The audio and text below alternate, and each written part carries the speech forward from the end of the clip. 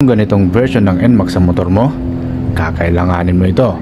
Maliit na plastic lang ang titingnan pero malaki ang itutulong nito. Ito pala ay cover dito sa ating charging port. Itong compartment na to, pag nilagyan na natin ng takip, hindi na siya basta-basta papasukin ng mga dumi at mapoproteksyonan na ang ating charging port. Na matulad sa nangyari dito sa charging port ko, na kinapitan na ng dumi at nagiba ng kulay dahil sa init ng araw. Sa pamamagitan nito, pwede ka na mag-charge na hindi nag-aalalam, umulan man o umaraw. At madali lang din po itong ikabit. Ilalagay nyo lang dyan at ipupush. Yan na siya. And then, may push button na siya dito para mag-open. Tara. O, diba? Ang ganda. So, pareho na sila dito sa kabila na hindi nakatiwang-wang. Pareho may cover.